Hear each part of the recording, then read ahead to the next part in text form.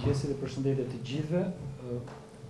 Me sa kam kuptuar unë, qëllimi i kësaj iniciative, i kësaj nisme është që të bëj bashkë në radhë të parë të gjithë aktorët jo institucional dhe jo politik në kuadër të reformës zgjedhore dhe pra sa do ta ketë mundësinë kjo iniciativë të shtyjë përpara këtë proces. Besoj edhe ju vetë që jeni iniciatorët e këtij veprimi. Nuk besoj se ushqeni iluzioni që kjo gjë do të eci kaq mirë saq ju e keni projektuar në mendjen tuaj apo qoftë edhe në dokumentat tuaj. Sepse në fund të fundit reforma zgjedhore është një reformë me interesa të mëdha politike dhe padyshim që partitë politike janë ato që kanë interesa të mëdha dhe janë aktorët kryesorë qoftë për shkak të kushtetutës, ligjit që do të vendosin në fund të fundit. Por thënë këtë, kjo nuk ju bën as ju, po dhe aktorët e tjerë jo politik dhe jo institucional të demotivojnë dhe të dekurajojnë për të ecur në atë çfarë ju keni menduar. Është me rëndësi që të ketë një presion në kuptimin pozitiv, jo negativ të kësaj fjale, ndaj partive politike më së pari, por edhe ndaj kuvendit të Shqipërisë për të nxitur ato ndryshime të cilat ju, ne, po dhe të tjerë mendojnë që do duhet të bëhen në kodin zgjedhor, në kuadër të reformës. Si drejtues institucionit të KQZ-s, jam këtu për të, jo vetëm për të falendëruar për ftesën, por edhe për t'ju siguruar për gjithë angazhimin e institucionit të KQZ-s, vullnetin dhe dëshirin e këtij institucioni për të punuar së bashku me ju. Në ditët në vijim, në javën në vijim, KQZ mirëpret një takim me ju në rastin konkret, por dhe me çdo tjetër të interesuar të shoqërisë civile, për të diskutuar çështje të cilat të paktën në pikëvështrimin e Komisionit Qendror të Zgjedhjeve ka nevojë për t'u adresuar në kuadër të reformës zgjedhore. Më lejoni që në një lloj reciprociteti të asaj çfarë ju bëni kundrejt KQZ-s, pra duke e monitoruar, duke e këshilluar, duke i treguar se çfarë do duhet të bëhet mirë në formë dhe në përmbajtje në kuadër të procesit zgjedhor.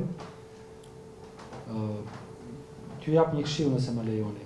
Është mirë sepse pse po e them këtë?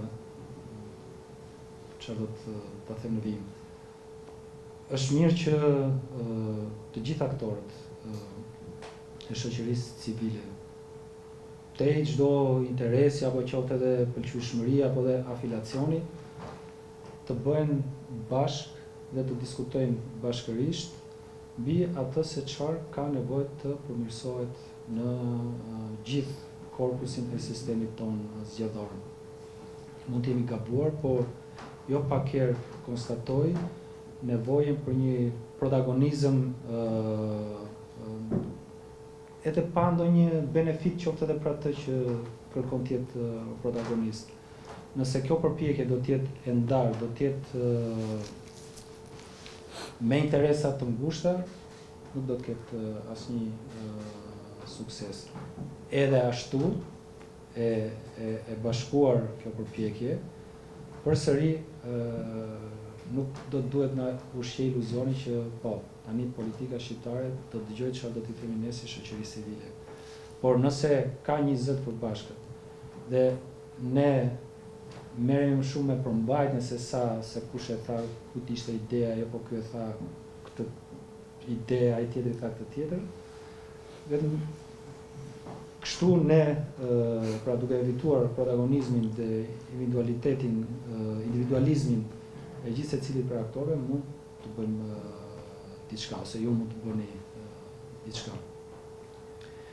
Shpresojmë sot në djenin time, Komisioni i posaçëm parlamentar për reformën zgjedhore ka bërë një takim.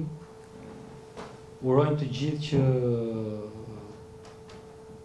partitë politike të jenë mjaftueshmërisht të ndriçuara për të kuptuar rëndësinë e kohës në realizimin e kësaj reforme. Kemi humbur kështu, mendoj që mund të thuhet, mund të konstatohet, 4 muaj, thuajse 4 muaj nga momenti kur është konstituar Kuvendiri i Shqipërisë për të punuar për ndryshimin e kodit zgjedhor. Zgjedhjet e organet e qeverisjes vendore të 2027-s janë shumë afër.